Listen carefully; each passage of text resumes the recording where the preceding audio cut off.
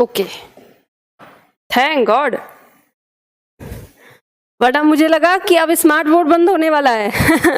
जब कभी प्रॉब्लम आती है तो प्रॉब्लम शुरू हो जाती है ना अलग अलग। आज हमारी क्लास पे कोई कहते हैं ना नेगेटिव दृष्टि बैठी हुई है। चलो शुरुआत करते हैं, लेकिन हम करेंगे प्रश्न संख्या 26।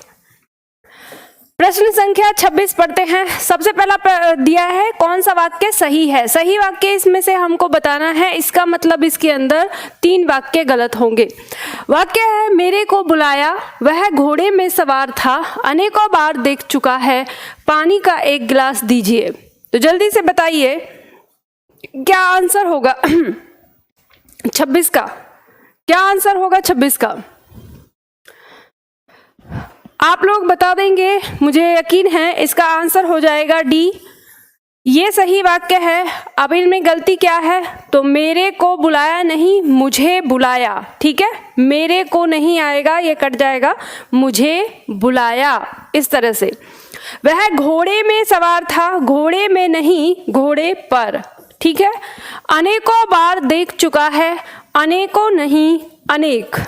ठीक, ये इसमें गलतियां हैं, तो ये 3 पॉइंट हमारे गलत हो जाते हैं और चौथा पॉइंट जो है वो हमारा सही है। ठीक, चलिए आगे बढ़ते हैं, अगला प्रश्न लेते हैं। अगला प्रश्न हमारे पास है नंबर 27। नंबर 27 कह रहा है निम्न में से कौन सा वाक्य शुद्ध है। सही वाक्य फिर से पूछा है, 4 ऑप्शन आपके सामने हैं।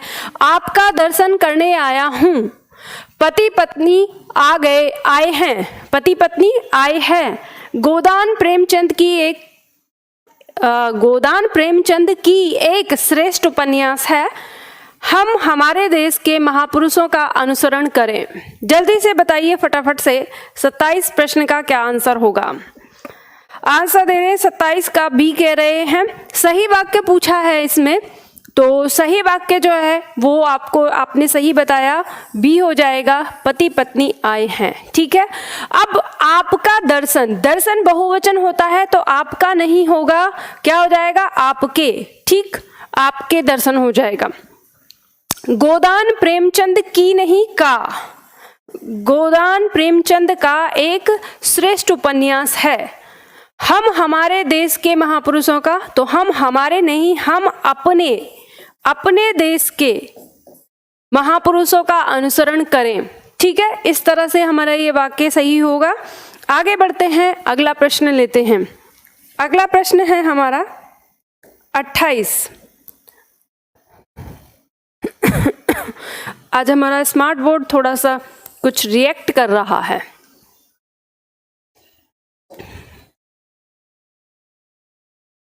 प्रश्न संख्या है 28। निम्नलिखित में से कौन सा वाक्य सही है। सही वाक्य चुनने को हमें दिया है यहाँ पर, तो देखते हैं। उसके बाद फिर राम का राज्याभिषेक हुआ। दूसरा वाक्य है उनके आंसू बहने लगे। तीसरा वाक्य है केवल 4 रुपए मात्र दीजिए। और चौथा वाक्य है तुलसी और सूर ब्रजभाषा और अवधि के कवि हैं। तो जल्दी से बताइए इनमें कौन सा वाक्य सही है। 3 गलत वाक्य हैं। चलिए देखते हैं। प्रश्न संख्या 28 का क्या कह रहे हैं। प्रश्न संख्या 28 का डी सही बता रहे हैं। एक छात्र ने कहा है डी, एक छात्र ने कहा है बी। देखो यहां पर ध्यान देना, इसका आंसर होगा उनके आंसू बहने लगे। बी आंसर सही है। डी में क्या गलती है, बहुत बारीकी सी गलती है लेकिन भयानक गलती है, आपको देखने को समझ में नहीं आ रही होगी। तुलसी और सूर ब्रजभाषा और अवधि, देखो तुलसी ब्रजभाषा सूर अवधि, तो ये गलत नहीं हो गया। आपको पता है कि तुलसी जो है वो अवधि के हैं और सूर जो है वो ब्रजभाषा के हैं, तो ये उलट के लिखा होना चाहिए था कि तुलसी और सूर क्रमशः अवधि और ब्रजभाषा के कवि हैं, इस तरह से आता तो ये वाक्य सही होता। ठीक है। सी में केवल 4 रुपए मात्र दीजिए, तो मात्र और केवल 2 शब्दों का प्रयोग एक साथ नहीं होगा, यानी एक भाव के 2 शब्दों का प्रयोग। उसके बाद फिर राम का, तो फिर और उसके बाद दोनों एक ही भाव के शब्द हैं, ठीक। तो इन दोनों का प्रयोग नहीं, या तो फिर राम का राज्याभिषेक हुआ या उसके बाद राम का राज्याभिषेक हुआ, इस तरह से। तो इसमें जो आंसर होगा वो बी होगा। चलो आगे बढ़ते हैं। अगला प्रश्न है हमारा प्रश्न संख्या 29। प्रश्न संख्या 29 कह रहा है,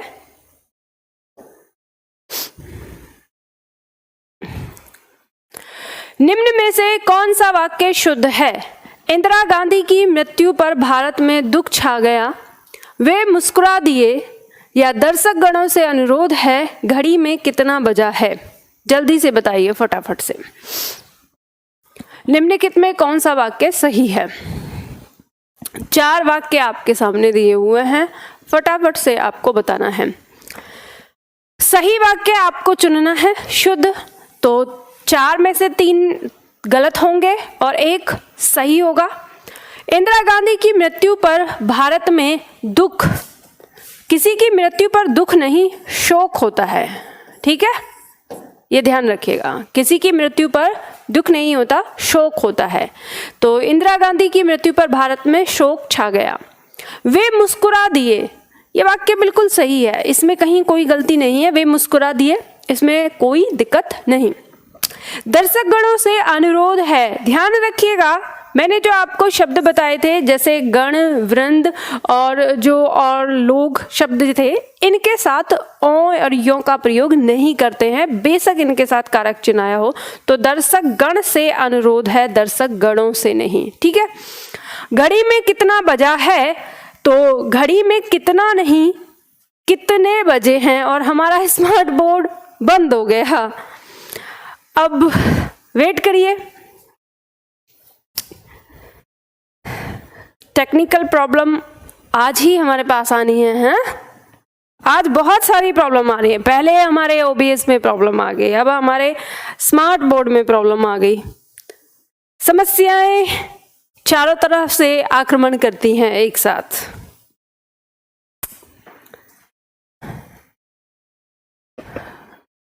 अब आगे कुछ रिएक्शन भी तो करो।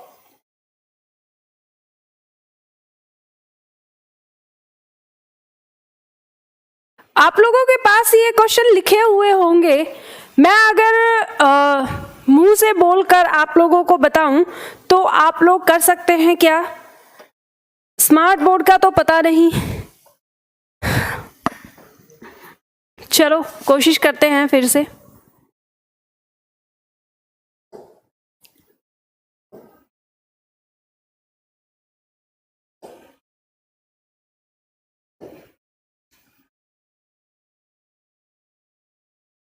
ओके, वहीं से खुला है। अब ये क्या?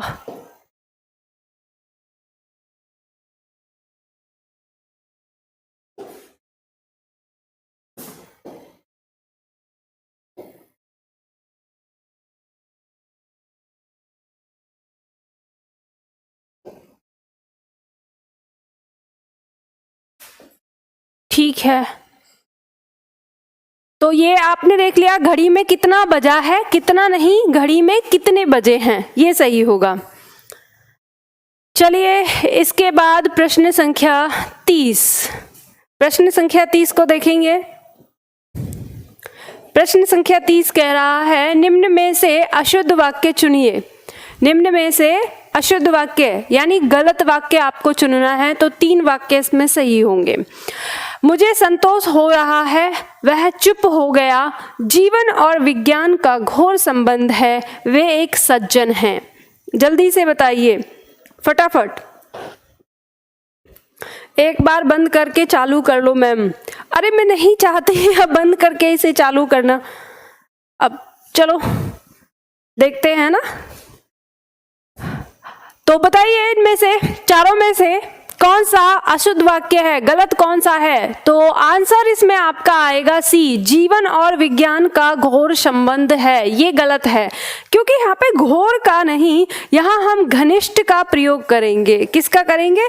घनिष्ठ का, ठीक है, घनिष्ठ संबंध है। घोर एक नकारात्मक शब्द है, समझ गए। और घनिष्ठ एक सकारात्मक शब्द है और जीवन और विज्ञान में तो एक सकारात्मक संबंध है ना, तो इसलिए घोर का नहीं, हम घनिष्ठ शब्द का प्रयोग करेंगे। और बाकी सभी ठीक हैं। हो सकता है बहुत सारे लोग कह रहे हों कि मैम ये वे एक सज्जन व्यक्ति हैं, ऐसे आ जाएगा। तो याद रखिएगा, सज्जन शब्द के साथ कभी भी व्यक्ति लगा हुआ देखो तो उसको गलत कर देना। क्यों? क्योंकि ये जो सज्जन शब्द है ये दो शब्दों से मिलके बना है। कौन कौन सा? सत प्लस जन। जन का मतलब हो गया व्यक्ति और सत का मतलब हो गया अच्छा। ठीक है, तो वे एक सज्जन है, इसका मतलब ही होता है वे एक अच्छे व्यक्ति हैं। ठीक है, इस तरह से। तो इसलिए हम सज्जन शब्द के साथ व्यक्ति का प्रयोग नहीं करेंगे, क्योंकि अगर हम सज्जन के साथ व्यक्ति लगा देते हैं तो एक भाव के लिए दो शब्द हो जाएंगे, इसलिए वाक्य गलत हो जाएगा। चलिए प्रश्न संख्या 31। प्रश्न संख्या 31 हमारा यहाँ पे क्या कह रहा है? निम्न में से कौन सा वाक्य सही है? सही वाक्य पूछा है, 3 गलत होंगे। माननीय मुख्यमंत्री को अभिनंदन ग्रंथ प्रदान किया गया। विंध्याचल पर्वत मध्य प्रदेश में स्थित है। पुलिस ने चोरी के भ्रम में दिनेश को पकड़ लिया। वह एक महान अपराधी है। इस वाक्य में भी हमारे चारों वाक्य गलत हैं। ठीक है, इसमें आंसर कोई नहीं है आपका, चारों वाक्य गलत हैं। वो क्यों गलत हुए हैं? क्योंकि टाइपिंग मिस्टेक से। आपने देखा होगा आंसर की में ये वाला आंसर दे रखा होगा बी। ठीक है, इसमें क्या गलती हो गई है? तो ध्यान रखिए, पर्वत शब्द नहीं होगा, क्योंकि विंध्याचल शब्द में विंद प्लस अचल, अचल माने पर्वत। ठीक है, तो इसमें इसको आप बिल्कुल ऐसे काट लो, एकदम से ऐसे काट लो, कहना ये क्या है? टाइपिंग मिस्टेक है। ऐसे काट के तब ये आप इसको कि विंध्याचल मध्य प्रदेश में स्थित है, तो ये आपका क्या हो जाएगा? सही हो जाएगा। समझ गए? तो ये फिर इस वाक्य का आंसर हो जाएगा। तो जब कभी अगर परीक्षा में इस तरह से आ जाए तो उसको ऐसे ही ठीक करना है। माननीय मुख्यमंत्री को अभिनंदन ग्रंथ नहीं होता, अभिनंदन पत्र, और प्रदान नहीं किया जाएगा, भेंट किया जाएगा। ठीक है, मुख्यमंत्री की बात कर रहे हैं हम, वो आए हैं हमारे मतलब जब। और एक बात और ध्यान रखिएगा, अपने से बड़े के लिए, तो मुख्यमंत्री की बात कर रहे हैं तो पद तो बड़ा ही है, तो हम अपने से बड़े व्यक्ति के लिए कोई चीज भेंट करते हैं, प्रदान नहीं करते। ठीक, नंबर सी में दिया है, पुलिस ने चोरी के भ्रम में दिनेश को पकड़ लिया। चोरी के भ्रम में, कभी भी पुलिस भ्रम में या शक में नहीं पकड़ती है, सिर्फ पूछताछ करती है। तो किस में पकड़ेगी? आरोप में। ठीक है, किस में पकड़ेगी? आरोप में। चोरी के आरोप में दिनेश को पकड़ लिया। ठीक है, इस तरह से आ जाएगा। और वह एक महान अपराधी है। अपराधी और महान एक साथ नहीं आएंगे, ये सकारात्मक है, ये नकारात्मक। वह एक अपराधी है, इस तरह से हो जाएगा। ठीक है, बात आ गई समझ में? चलो आंसर क्या लिखा आप लोगों ने? 31 का बी दिया, तो बी भी सही कर लेना जैसे मैंने बताया है, नोट डाउन करते रहना। आगे देखो प्रश्न संख्या 32। प्रश्न संख्या 32, निम्नलिखित में से कौन सा वाक्य सही है? निम्नलिखित में से कौन सा वाक्य सही है? वह मुझे देखा तो चकरा गया। सूरदास अनेक पद लिखे हैं। भाषण सुनने के बाद मैं वापस लौट आया। एक लड़का, 2 जवान और कई महिलाएं आती हैं। जल्दी से बताइए कौन सा वाक्य सही है?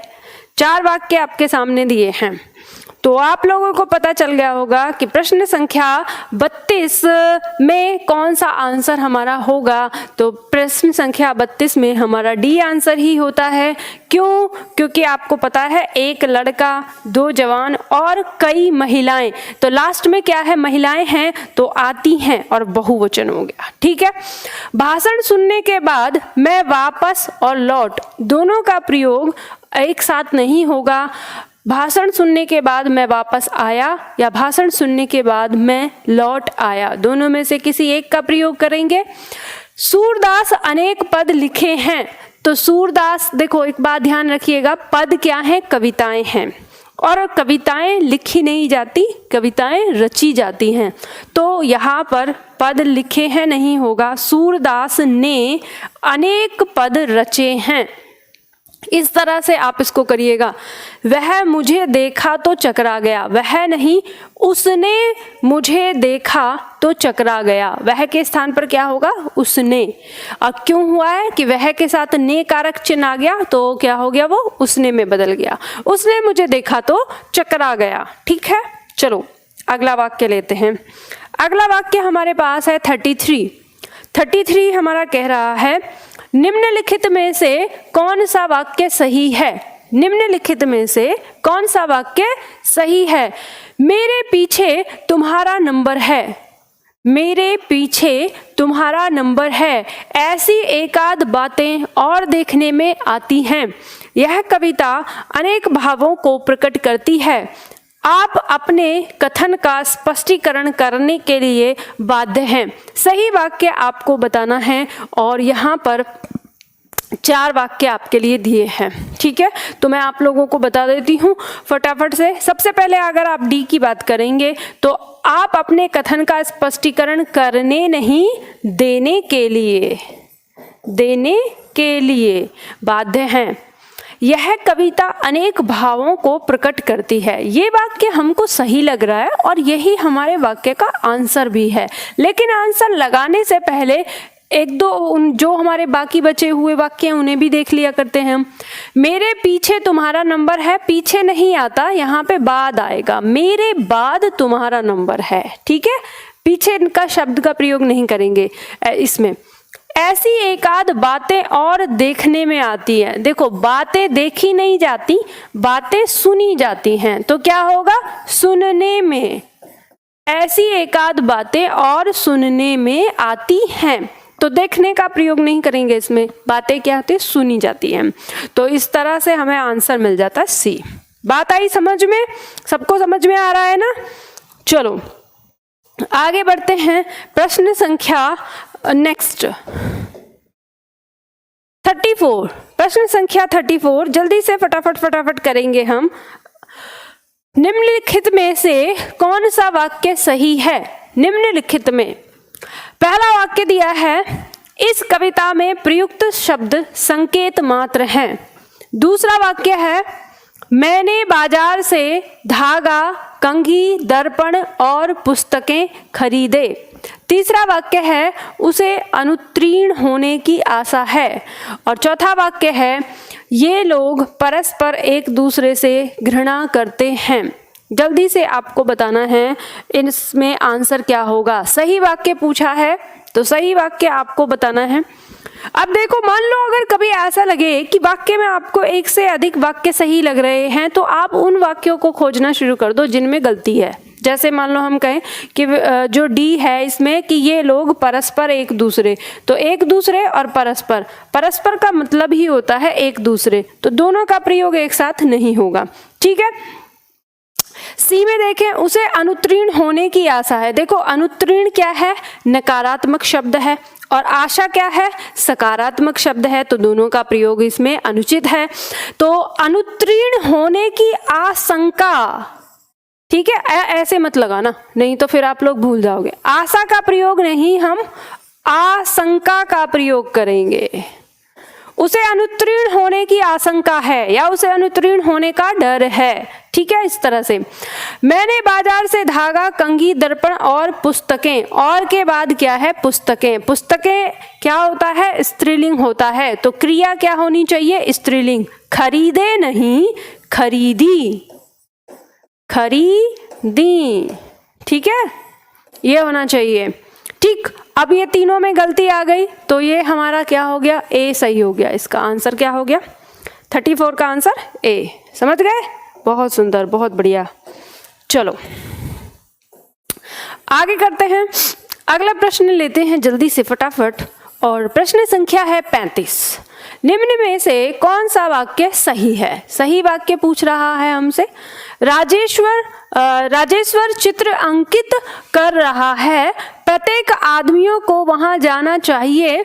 अगले वर्ष हमने नौकरी शुरू की थी, यहाँ प्रातःकाल के समय का दृश्य बड़ा ही सुहावना होता है। देखिए, प्रश्न संख्या 35 सही कर लेते हैं फटाफट से। आप लोग तो अपना आंसर चुनिएगा ही। हम डी ऑप्शन को देखते हैं, नीचे से चलते हैं। यहाँ प्रातः काल के समय का दृश्य बड़ा ही सुहावना होता है।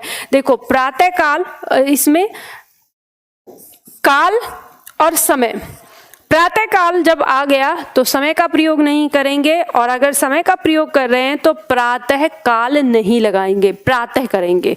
यहाँ प्रातः के समय का दृश्य बड़ा ही सुहावना होता है, या हम करेंगे यहाँ प्रातः काल का दृश्य बड़ा ही सुहाना होता है। तो ठीक है, दोनों में से किसी एक शब्द का प्रयोग करेंगे। अगले वर्ष हमने नौकरी शुरू की थी, अगले वर्ष नहीं आएगा, पिछले वर्ष। क्या आएगा? पिछले वर्ष। प्रत्येक आदमियों को वहां, देखो प्रत्येक एक वचन है तो इसे भी एक वचन होना चाहिए, तो आदमियों नहीं आदमी होगा। ठीक है, आदमी होगा। प्रत्येक आदमी को वहां जाना चाहिए। ठीक, इस तरह से। और राजेश्वर चित्र अंकित कर रहा था, तीनों में गलती आ गई, तो आंसर हमारा ये हो गया ए। समझ गए? चलो बहुत सुंदर, बहुत बढ़िया। आगे बढ़ते हैं।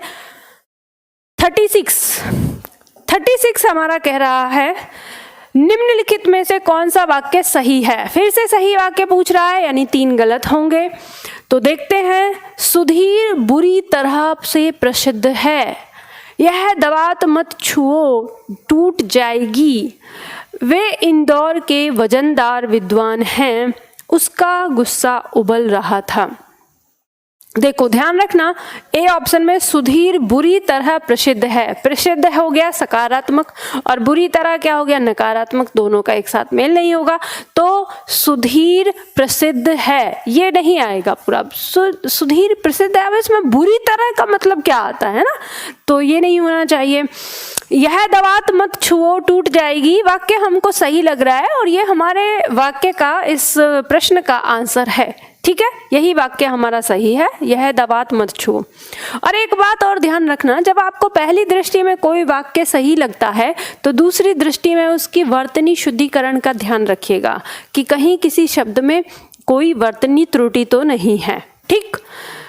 सी, वे इंदौर के वजनदार विद्वान हैं, वजनदार कुछ नहीं होता, वे इंदौर के प्रसिद्ध विद्वान हैं, ऐसा कर सकते हैं। ठीक है, प्रसिद्ध विद्वान हैं। उसका गुस्सा उबाल पर था, गुस्सा कोई दूध पानी नहीं है कि वो उबल रहा था, उसका गुस्सा उफान पर था। गुस्सा के साथ उफान शब्द का प्रयोग करते हैं। ठीक है, उफान पर यानी आने वाला है, गुस्सा एकदम से निकलने वाला था।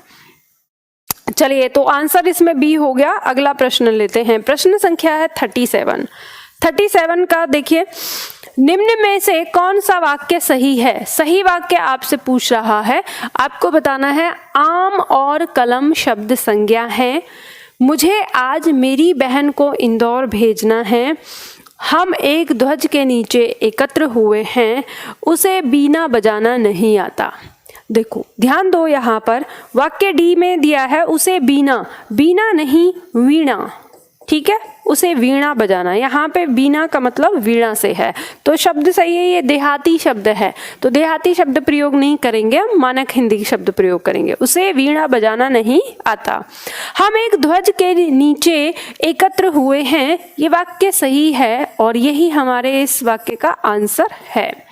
मुझे आज मेरी बहन को इंदौर भेजना है, मुझे आज मेरी बहन को नहीं, मुझे आज अपनी बहन को इंदौर भेजना है। ठीक है, आम और कलम शब्द संज्ञा हैं, तो देखो यहाँ पे क्या है, आम और कलम शब्द एक संज्ञा है।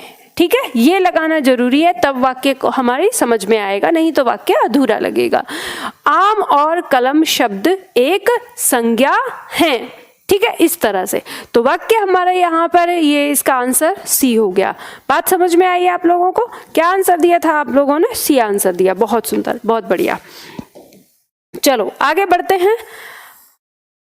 अगला प्रश्न है 38, प्रश्न संख्या 38। निम्नलिखित में से कौन सा वाक्य सही है? सही वाक्य आपको यहाँ पर चुनना है। कमीज की आस्तीन फटी है, आप क्या अभी भोजन नहीं किए हैं? मेरा अनुग्रह है कि आप मेरे घर पर आने का आग्रह करें, हमें यहाँ से जाने की कोई जल्दी नहीं है। तो जल्दी से आपको इसमें से सही वाक्य चुनना है। तो चलो हम देख लेते हैं। पहला वाक्य हमारा कह रहा है कमीज की आस्तीन नहीं आस्तीन होता है। ठीक है, कमीज की आस्तीन फटी है। वाक्य इसमें क्या है, वर्तनी संबंधित गलती है। आप क्या अभी भोजन नहीं किए हैं, तो आपने अभी भोजन नहीं किया है, ये पूरा हो जाएगा। ठीक है, चेंज होगा पूरा। आपने क्या, आपने, सॉरी इस तरह से होगा, इसको पूरा ही काट दो वाक्य और आप इसको लिखिए क्या आपने अभी भोजन नहीं किया है और क्वेश्चन मार्क लगा दीजिएगा, तब ये वाक्य सही होगा। ठीक है, मेरा अनुग्रह है कि आप मेरे घर पर आने का आग्रह करें, नहीं, मेरा अनुग्रह है कि आप मेरे घर पर आने का कष्ट करें। आग्रह नहीं होगा, क्या होगा यहाँ पे, कष्ट करें। मेरा अनुग्रह है कि आप मेरे घर आने का कष्ट करें और हमें यहाँ से जाने की कोई जल्दी नहीं है। ये वाक्य सही है और यही हमारे इस प्रश्न का आंसर होगा। ठीक है, चलो आगे बढ़ते हैं, अगला प्रश्न लेते हैं। नेक्स्ट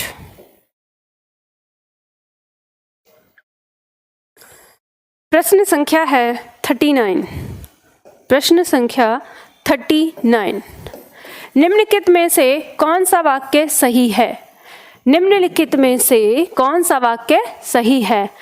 तुम मेरी तरफ इस तरह क्या देख रहे हो? दूसरा वाक्य, मैंने भगवत गीता पढ़ा है, मैंने कल मुंबई जाना है, तुम अपनी सुविधा अनुसार यह काम करो। तो जल्दी से बताइए इस वाक्य में क्या होगा। देखो, अगर हम इसको डी ऑप्शन से देखें, नीचे से देखना शुरू करें, तुम अपनी सुविधा अनुसार यह काम करो। वाक्य तो इसमें जो अगर देखें तो सारी चीज़ें सही हैं, लेकिन एक वाक्य हमारा ना क्या है, उसमें टाइपिंग मिस्टेक है, सॉरी टाइपिंग मिस्टेक नहीं, जिसमें वर्तनी से संबंधित गलती है। ये सुविधा नहीं सुविधा होता है। क्या होता है? सुविधा अनुसार। ठीक है, ये क्या है, वर्तनी संबंधित गलती है। मैंने कल मुंबई जाना है, मैंने नहीं, मुझे कल मुंबई जाना है। मैंने भगवत गीता पढ़ा है, तो भगवत गीता क्योंकि स्त्रीलिंग है इसलिए पढ़ा नहीं, क्या होगा, पढ़ी है। क्या होगा, पढ़ी है। तुम मेरी तरफ इस तरह क्या देख रहे हो, ये वाक्य सही है। ठीक है, इसमें कोई गलती नहीं। हमारे छात्र क्या करते हैं, इतने वाक्य बनाते बनाते हर वाक्य को सबकी नजरों से देखना शुरू कर देते हैं। तो कुछ वाक्य ऐसे होते हैं कि जो जिन्हें आपको ना सही चुनना है, तो 4 में से एक वाक्य तो सही होगा ना। चलो आगे बढ़ते हैं, अगला प्रश्न लेते हैं। प्रश्न संख्या 40। प्रश्न संख्या 40 कह रहा है, जल्दी से फटाफट से बताइए। प्रश्न संख्या 40 कह रहा है कि निम्नलिखित में से कौन सा वाक्य शुद्ध है? निम्नलिखित में से कौन सा वाक्य शुद्ध है? पहला ऑप्शन ए, उसको यहाँ से गए मात्र 10 मिनट हुआ है। दूसरा ऑप्शन बी, पूजनीय पिताजी को नमस्कार कहना। तीसरा ऑप्शन सी, जब तुम आओगे तो मैं जाऊंगा। और चौथा ऑप्शन, यह काम मैंने करा है। अब देखिए, आपको ये बात समझ में आती है अगर जैसे कुछ शब्द देखेंगे वाक्य में। मैंने आपसे कहा था कि पूजनीय शब्द जैसे ही वाक्य में आ जाए तो एकदम से बड़ी बड़ी आंखें करके किस में चेक करना है, पूजनीय शब्द में चेक करना है। और देखो फिर से वर्तनी इसकी गलत लिखी है, तो ये हो जाएगा पूजनीय पिताजी। ठीक है, पूजनीय पिताजी को नमस्कार कहना। उसको यहाँ से गए मात्र 10 मिनट हुआ है। वाक्य तो सही लग रहा है, पर पहले ना दोनों को देख लेते हैं कि इसमें कोई गलती है या नहीं है। तो देखो, जब तुम आओगे तो मैं जाऊंगा, तो ये दूसरा सी वाक्य भी हमको सही लग रहा है। फिर देखते हैं डी वाक्य, यह काम मैंने करा है, तो यहाँ पे पता चल गया कि करा है तो नहीं, यह काम मैंने किया है। ऐसे होना चाहिए, यानी क्रिया से संबंधित गलती है। मैं यह काम मैंने किया है, क्रिया से संबंधित गलती है, ये आ गया। तो ये वाक्य तो हमको सही लग रहा है। अब देखते हैं इसमें क्या हो सकता है। उसको यहाँ से गए मात्र 10 मिनट हुआ है, तो 10 मिनट हुआ है नहीं आना चाहिए। अब हम इस पे गौर से देखेंगे कि इसमें क्या गलती है कि 10 मिनट जब दिया है तो 10 मिनट नहीं हुआ। अगर 1 मिनट हुआ होता तो हम हुआ लगाते। अब ये क्या हो गया, बहुवचन हो गया। तो बहुवचन होने पे हुआ है नहीं, हुए हैं। ठीक है, क्या होना चाहिए, हुए हैं।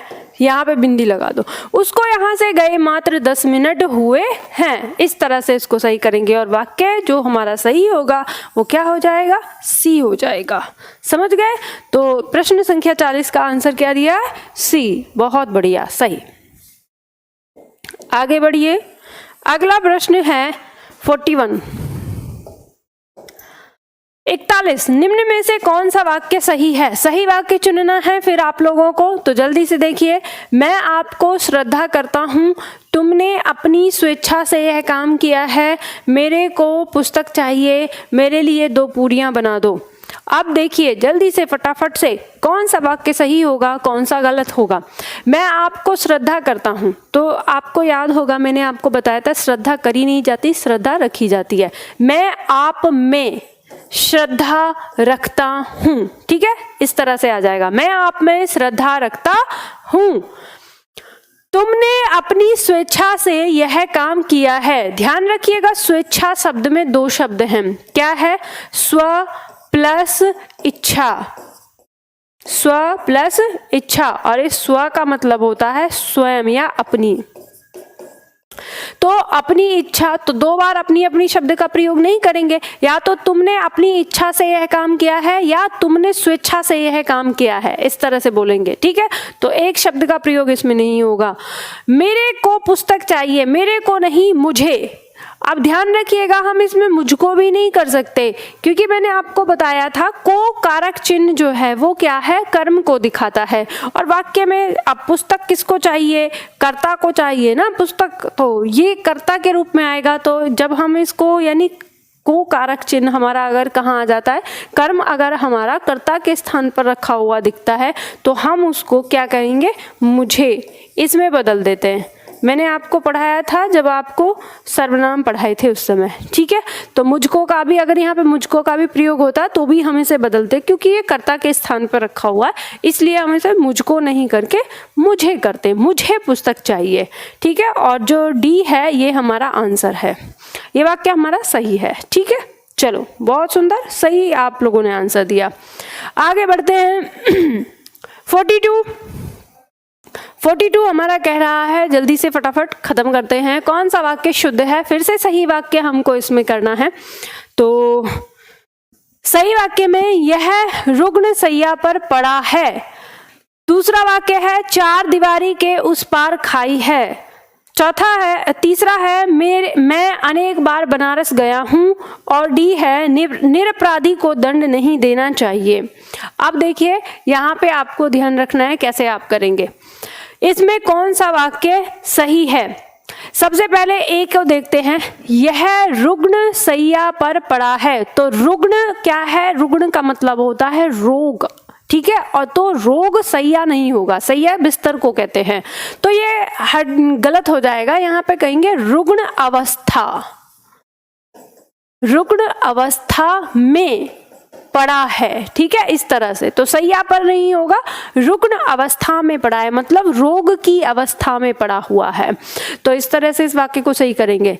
4 दीवारी के उस पार नहीं, उस पार लगाना चाहिए, 4 दीवारी के पार खाई है, इस तरह से कह सकते हैं। ये लगाना ठीक नहीं होता, उस शब्द को के उसका मतलब यहाँ पे एरर आता है, यानी एक्स्ट्रा शब्द लगा दिया है ये। मैं अनेक बार बनारस गया हूँ, तो मैं अनेक बार बनारस गया हूँ, तो इसमें कहीं कोई गलती नजर नहीं आ रही है, और यही वाक्य हमारा क्या होगा, इसका सही होगा। निरपराधी को दंड नहीं देना चाहिए, तो निरपराधी नहीं निरपराध का प्रयोग करेंगे यहाँ पे। निरपराध, निरपराधी क्या है, विशेषण है, तो विशेषण जैसे ही हो गया तो विशेषण के साथ संज्ञा की भी जरूरत पड़ेगी, तो इसे हम क्या करेंगे, इस विशेषण को संज्ञा में बदल देंगे निरपराध। निरपराध का मतलब होता है जिसने कोई अपराध न किया हो। ठीक है, चलिए, तो ये वाक्य हमारा सही हो जाएगा। आगे इसमें सी आंसर हो गया। ठीक, आगे बढ़ते हैं। प्रश्न संख्या है हमारा 43। प्रश्न संख्या 43, तो देखिए, निम्नलिखित में से कौन सा वाक्य सही है? नायक का पति विदेश में है, पहला वाक्य। दिवाकर वैद्य को नारी का ज्ञान अच्छा है। सी, मनोहर का मकान श्याम से ज्यादा बेहतर है। और डी, पर्वत के शिखर ऊंचे हैं। जल्दी से बताइए 43 क्या आंसर होगा 43 का? जल्दी से बताइए फटाफट से, क्या आप कहेंगे कि 43 का क्या आंसर होगा? जल्दी से बताइए फटाफट। देखो, नायक का पति विदेश में गया है, आपको पता है जब ये नायक है तो नायक का पति होगा कि नायक की, यहाँ पे मतलब अगर पति विदेश में गया हुआ है तो यहाँ पे नायक होगा कि नायिका होगी? नायिका का ही तो होगा पति, या गे वाला कॉन्सेप्ट है? तो ध्यान रखिए, नायक हटा के हम क्या लगाएंगे? नायिका। नायिका का पति विदेश में है। दिवाकर वैद्य को नारी का ज्ञान अच्छा है। नारी को अपना खुद नहीं पता तो दिवाकर वैद्य क्या जानेंगे? तो नारी नहीं, नाड़ी। समझ गए क्या? नाड़ी का ज्ञान अच्छा है। अब वो वैद्य है ना, तो वैद्य हैं तो नाड़ी देख के बताते हैं कि क्या बीमारी है। तो दिवाकर वैद्य को नाड़ी का ज्ञान अच्छा है, नारी नहीं आएगा, इसमें ये गलती है। मनोहर का मकान श्याम से ज्यादा बेहतर है, तो यहाँ पे ज्यादा शब्द का प्रयोग नहीं करेंगे। मनोहर का मकान श्याम से बेहतर है, क्योंकि ज्यादा और बेहतर का मतलब ही होता है ज्यादा अच्छा होना, तो ज्यादा इसमें नहीं लगाएंगे, इसमें खुद ही समाया हुआ है। और जो आंसर है वो हमारा क्या हो जाएगा? डी हो जाएगा, पर्वत के शिखर ऊंचे हैं। तो आप लोगों ने क्या आंसर दिया? 43 का डी आंसर दिया, बहुत बढ़िया। मैडम, इसमें कई बार होना चाहिए। कई बार किसकी बात कर रहे हैं आप? कई बार होना चाहिए। इससे पहले वाले को एक बार चेक करती हूँ, क्या आप उसमें पूछ रहे हैं? अच्छा, यहाँ पे आप कह रहे हैं कि मैं अनेक बार बनारस गया हूँ, तो इसमें होना चाहिए मैं कई बार बनारस गया हूँ। नहीं, ऐसा कुछ नहीं है, ऐसा कुछ नहीं है। कई बार में तो क्या होता है कि 2-3 बार, लेकिन अनेक बार में बहुत बार, तो ऐसा कुछ नहीं है। बस ये है कि हम कैसे बोलते हैं, मैं अनेकों बार बनारस गया हूं, तो हमारे दिमाग में ना ये वाला पॉइंट रहता है। तो अगर इस अनेक को अनेकों कर दिया तो फिर इसमें एरर आ जाएगा, तो इस वजह से ये रखा हुआ है। क्योंकि जब हम पढ़ते हैं तो हमको बोलचाल के अकॉर्डिंग हमको लगा रहता है कि मैं अनेकों बार बनारस गया हूँ, ये होना चाहिए, और छात्र इसको इस तरह से करके गलत कर देते हैं। तो ये एक जाल है और कुछ नहीं है। ये थोड़ा सा, ये वाक्य सही है लेकिन ये अटपटा जरूर लगेगा आपको कि इसमें गलती हो सकती है, तो याद रखिएगा वाक्य सही है। तो एग्जामिनर तो जाल ही तो बिछाता है आप लोगों के लिए। आप लोगों को क्या लग रहा है एग्जामिनर आपकी मदद करता है?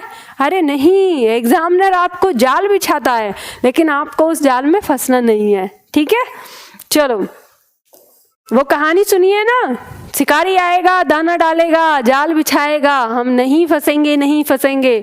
तो ऐसे ही है, एग्जाम आएगा, दाना डालेगा, जाल बिछाएगा, आपको नहीं फंसना है, आपको उसे पार करके निकलना है। और फिर वही चीज है कि अगर आप रट्टू तोता बनेंगे तो आप ये कहते रहेंगे जाल में फंस जाएंगे, लेकिन आपको रट्टू तोता नहीं बनना है, सारी चीजों को समझ के करना है। समझ गए ना? अगर रट्टू तोता बनेंगे तो ऐसे ही फंस जाएंगे। चलो, आप लोगों ने कहानी सुनी ही होगी वो। अगला देखते हैं 44। निम्नलिखित में कौन सा वाक्य शुद्ध है? तो कौन सा वाक्य शुद्ध है? डाल में चिड़िया बैठी है, वह विलाप करके रोने लगी। गोदान प्रेमचंद का सर्वश्रेष्ठ उपन्यास है, वहां चेचक के खतरे का डर है। तो जल्दी से आपको बताना है। प्रश्न संख्या, इसमें पॉइंट नंबर पहला देखते हैं। डाल में चिड़िया बैठी है, डाल में नहीं, डाल पर। ठीक है, डाल पर चिड़िया बैठी है। वह विलाप करके रोने लगी, तो विलाप और रोना दोनों में से किसी एक का प्रयोग होगा। वह विलाप करने लगी या वह रोने लगी। गोदान प्रेमचंद का सर्वश्रेष्ठ उपन्यास है। ठीक है, इसमें कोई गलती नहीं है। ये वाक्य ही हमारा आंसर है। वहां चेचक के खतरे का डर है, खतरा और डर दोनों एक साथ प्रयोग नहीं होंगे। किसी एक का प्रयोग यहाँ पे किसी एक का ही प्रयोग होगा। ठीक, चलो तो आगे बढ़ते हैं। अगला पॉइंट है हमारा 45। निम्नलिखित में कौन सा वाक्य सही है?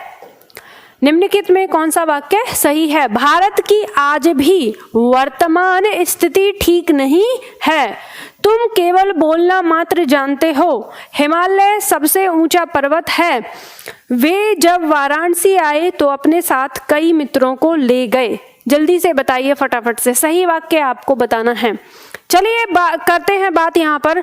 भारत की आज भी वर्तमान, आज भी और वर्तमान दोनों का प्रयोग एक साथ नहीं होगा। भारत की वर्तमान स्थिति ठीक नहीं है या भारत की आज भी स्थिति ठीक नहीं है। तुम केवल बोलना मात्र, केवल और मात्र दोनों का एक साथ प्रयोग नहीं होगा, केवल और मात्र में से कोई एक होगा। हिमालय सबसे ऊंचा पर्वत है, ये वाक्य हमारा सही है और इसका आंसर भी हमारा क्या होगा? सी होगा। वे जब वाराणसी आए तो अपने साथ कई मित्रों को ले गए। देखो, आए तो अपने साथ कई मित्रों को ले आए, ठीक है, ले गए नहीं। वे जब वाराणसी आए तो अपने साथ कई मित्रों को ले आए या कई मित्रों को लाए। ठीक है, कोई भी हो सकता है, चाहे आप इसे ले आए कहें या लाए कहें। ठीक है, कहने का मतलब ये सेंस आपका उल्टा नहीं होना चाहिए। जब आ रहे हैं तो आने का ही तो काम करेंगे, आने में जाना कैसे हो जाएगा? ठीक है, चलिए, तो ये बात आपको समझ में आई।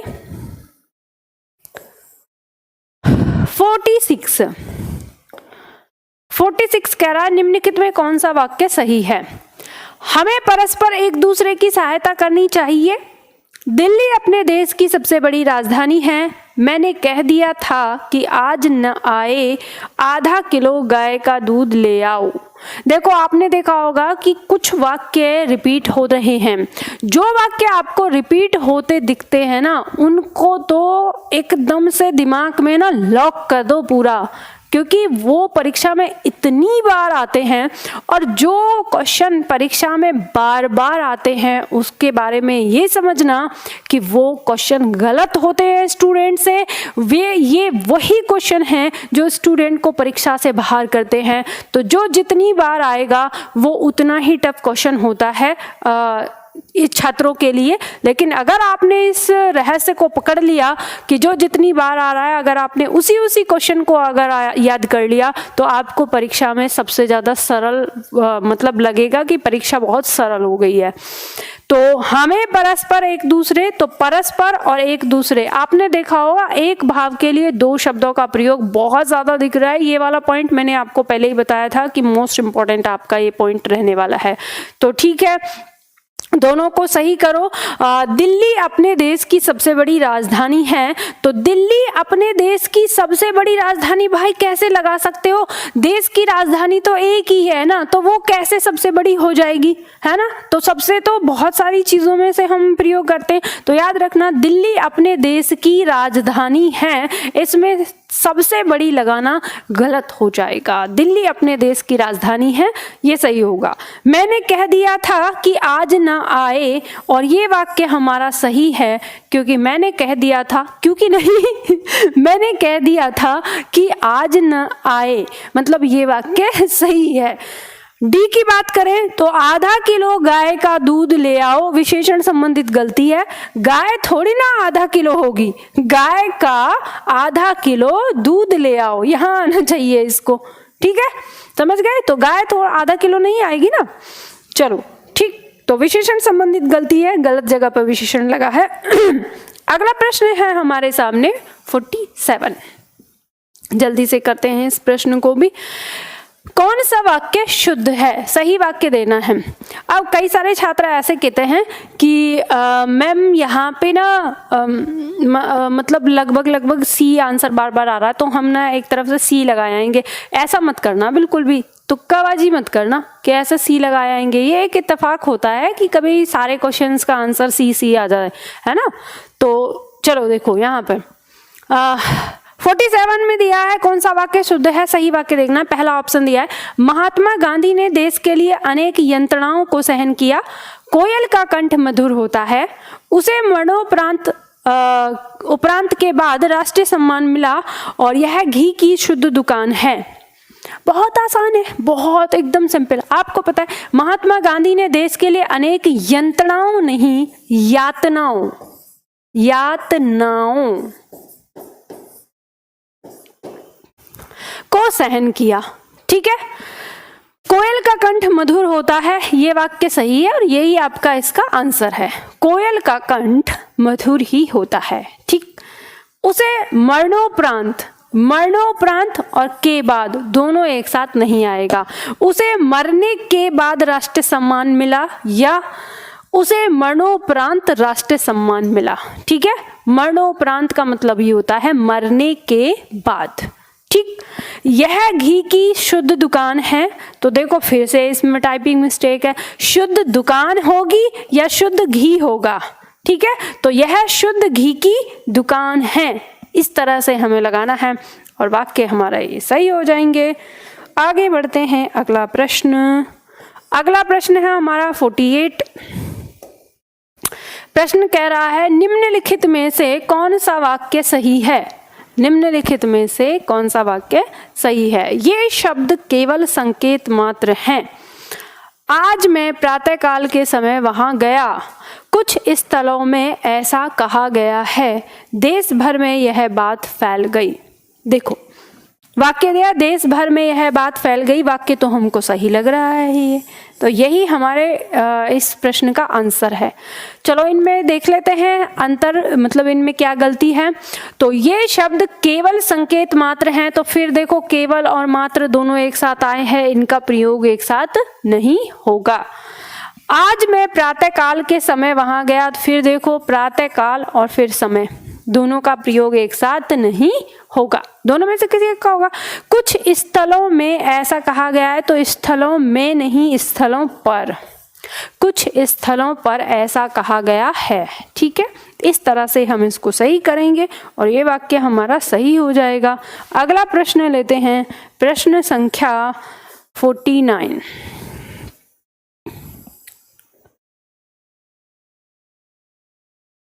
प्रश्न संख्या 49, दोनों प्रश्न एक साथ करेंगे।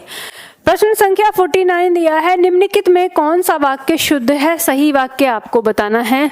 उसने तरह तरह का रूप धारण किया, एकता से उन्नति होती है, वह सज्जन व्यक्ति है, वह आरोग्य हो गया।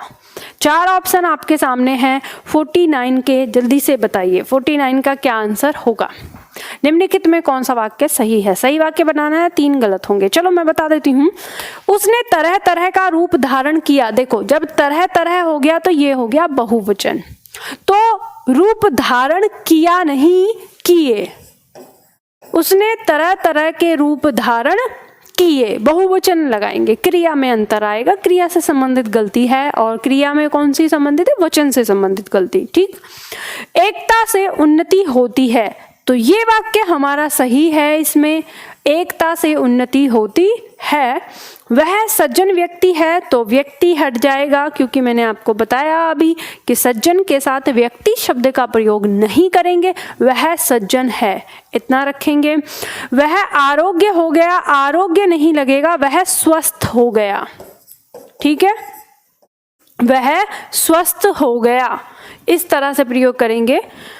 इसके बाद प्रश्न संख्या 50 में दिया निम्नलिखित में कौन सा वाक्य सही है, और यहाँ 4 ऑप्शन दिए हैं। नेताजी को एक गुलाब की माला पहनाई गई, साहित्य और जीवन का घनिष्ठ संबंध है, वर्षा में न जाने कितने बेशुमार जीव उत्पन्न होते हैं, उस पतिव्रता को छूने का उत्साह कौन करेगा। इसमें आपको आंसर बताना है सही वाक्य वाला, तो सही वाक्य नेताजी को एक गुलाब की माला पहनाई गई, तो आपको पता है एक गुलाब की माला नहीं होगी, गुलाब की एक माला पहनाई गई। ठीक है, तो विशेषण संबंधित गलती है, इसमें विशेषण गलत स्थान पर लगा है। साहित्य और जीवन का घनिष्ठ संबंध है, ये बात बिल्कुल सही है और ये वाक्य भी सही है। समझ गए। सी, वर्षा में न जाने कितने बेशुमार जीव उत्पन्न होते हैं। तो न जाने कितने और बेशुमार, बेशुमार का मतलब ही होता है न जाने कितने। तो एक भाव के लिए दो शब्द आए हुए हैं, तो इनमें से किसी एक का प्रयोग होगा। वर्षा में न जाने कितने जीव उत्पन्न होते हैं या वर्षा में बेशुमार जीव उत्पन्न होते हैं, इस तरह से।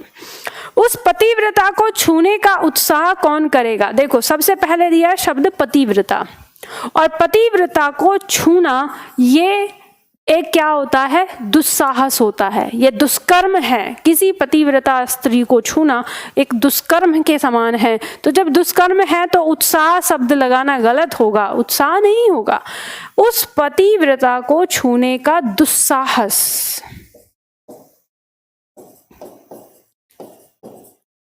उस पतिव्रता को छूने का दुस्साहस कौन करेगा। ठीक है, इस तरह से इसको सही करेंगे और ये हमारे जो प्रश्न हैं वो सही हो जाते हैं। तो चलिए, आप लोगों को ये बात समझ में आ गई होगी। अब आप में से अगर किसी का कोई भी डाउट है, अगर किसी छात्र का कोई डाउट है तो जल्दी से आप सभी लोग पूछ लीजिए फटाफट से। यहाँ हमारा जो ये वाक्य से संबंधित जो जितने भी पॉइंट हैं ये सब कंप्लीट हो गए हैं। और इसके साथ साथ अगर हम देखें तो हमारा जो भाग 2 है वो भी समाप्ति की ओर है। बस एक टॉपिक इसमें बचा हुआ है, पद परिचय। ठीक है, वो भी हमारा समाप्त हो जाएगा। तो जल्दी से फटाफट से अब आप लोग बताइए, किसी का कोई डाउट कुछ हो तो आप पूछ सकते हैं। ठीक,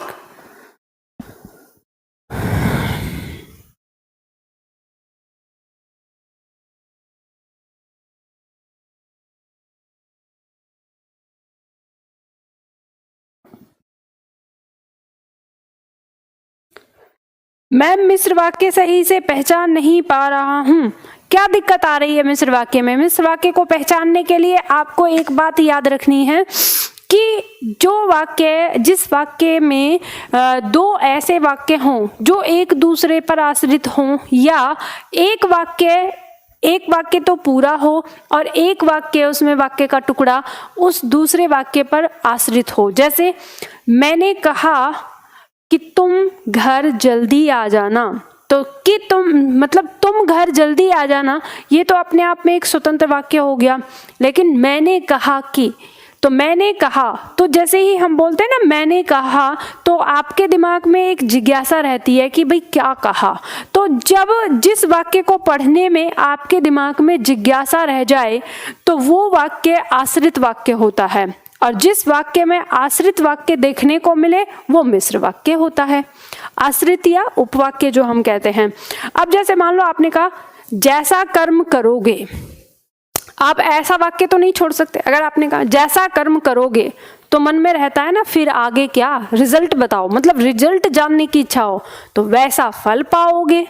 तो अगर हमने दूसरा ऐसे बोला कि वैसा फल पाओगे, तो दिमाग में फिर से जिज्ञासा रह गई, तो वैसा फल पाओगे इससे पहले क्या, तो हम कहते हैं जैसा कर्म करोगे। तो अब ये वाक्य मिलकर मिश्र वाक्य हो गया कि जैसा कर्म करोगे वैसा फल पाओगे, तो ये मिश्र वाक्य हो गया। तो ऐसे पहचानना है आपको कि अगर मिश्र वाक्य यानी कोई एक वाक्य है, उस वाक्य का एक टुकड़ा अगर जिज्ञासा से भरा हुआ है, यानी दूसरे वाक्य के आने तक जो उसमें लगा हुआ है तब तक हमारे दिमाग में कोई ना कोई जिज्ञासा बनी रहती है, तो वो मिश्र वाक्य है। और जो संयुक्त वाक्य होते हैं, संयुक्त वाक्य में दोनों वाक्य अलग अलग होते हैं, स्वतंत्र होते हैं। ठीक है, तो इस तरह से आप पहचान सकते हो।